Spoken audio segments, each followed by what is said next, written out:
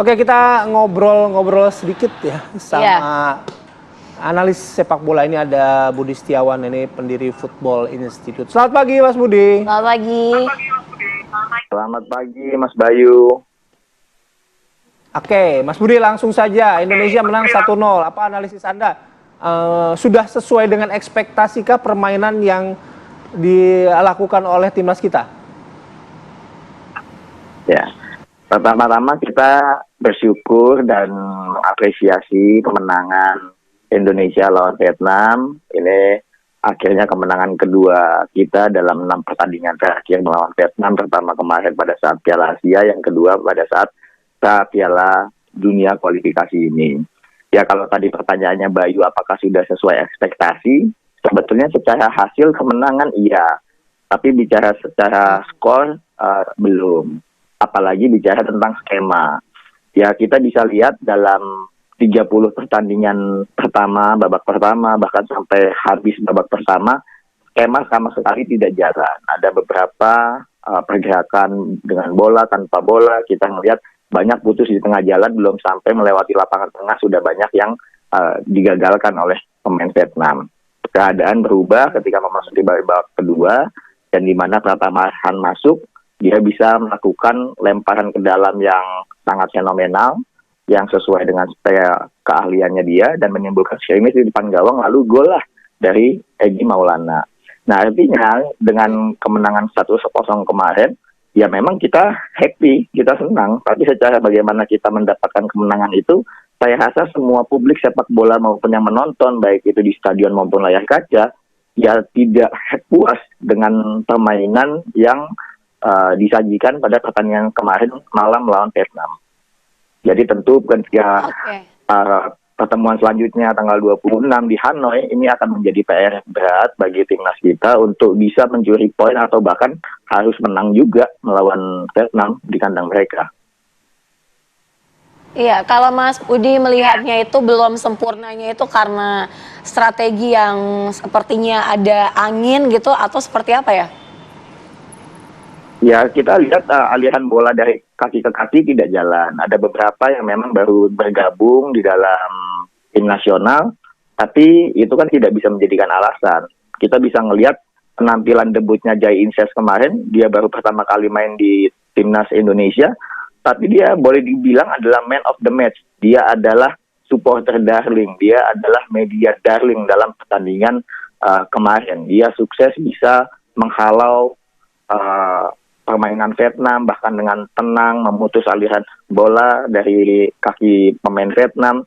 Dan pemain Vietnam ketika berhadapan dengan Jay Inces itu sudah minder duluan. Dia bisa memberikan rasa ketenangan, rasa keamanan, dan rasa kenyamanan di lini belakang kita.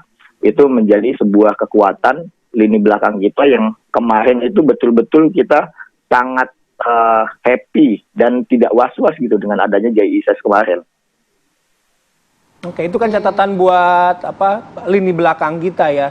Tapi sekali lagi tadi Mas Budi kan menyampaikan aliran bola dari lini ke lini juga belum optimal. Bahkan gol kita kan tercipta dari katakanlah bola mati begitu, dari lemparan ke dalam gitu. Nah, PR-nya berarti kan lebih banyak pada bagaimana memformulasi serangan dari lini tengah kemudian dialirkan ke lini depan begitu. Sementara kita tahu ketika nanti berhadapan dengan Vietnam, publik sepak bola Vietnam juga antusiasnya tidak kalah besar juga dengan Indonesia gitu loh. Gimana Mas Budi menganalisis ini?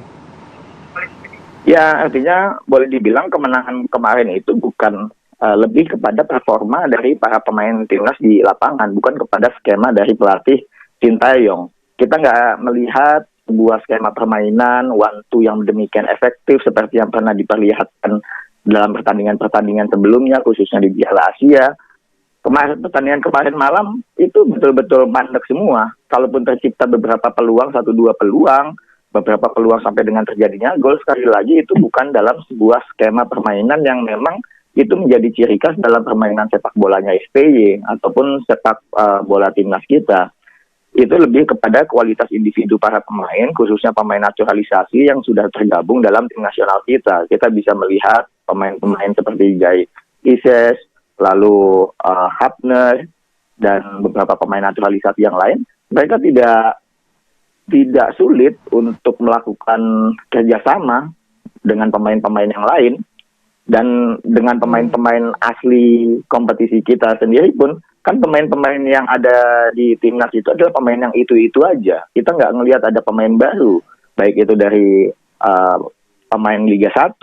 Jadi sebetulnya bicara masalah kekompakan, bicara masalah strategi itu sebetulnya sudah bukan menjadi isu lagi.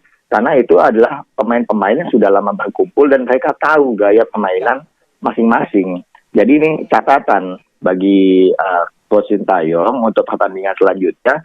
Seperti yang dia pernah janjikan sebelumnya, pertandingan pertama akan menjadi sulit untuk melawan Vietnam. Tapi pertandingan selanjutnya ini akan lebih mudah. Nah ini menjadi tentunya kita wajib untuk mengawal janjinya SBY sendiri. Dan kemarin pada saat match press conference setelah pertandingan, dia mengatakan bahwa pertandingan ke depan akan menampilkan permainan yang lebih cantik, yang lebih efektif. Tapi dia tidak menyinggung tentang menang atau enggak. SBY tidak pernah menjanjikan 2 kemenangan itu. Oke, kemarin kita menang, tapi kita tidak happy dengan bagaimana kita mendapatkan kemenangan itu. Kita tidak puas dengan pencapaian yang dilakukan oleh timnas kita kemarin. Kita tidak berbangga dengan banyaknya pemain naturalisasi yang main kemarin, tapi tidak bisa menampilkan skema permainan yang efektif. Kita bangga terhadap kualitas individu para pemain naturalisasi itu, tapi tidak secara permainan tim. Oke, baik. Oke. Baik, terima kasih Mas Budi atas waktu dan juga analisisnya pagi hari ini. Kita harapkan ya ada hasil optimal juga dan ini menjadi bahan evaluasi ketika nanti Indonesia menghadapi Vietnam di Hanoi pada tanggal 26. Sekali lagi Mas Budi, terima kasih. Terima kasih Mas Selamat Budi. beraktivitas kembali.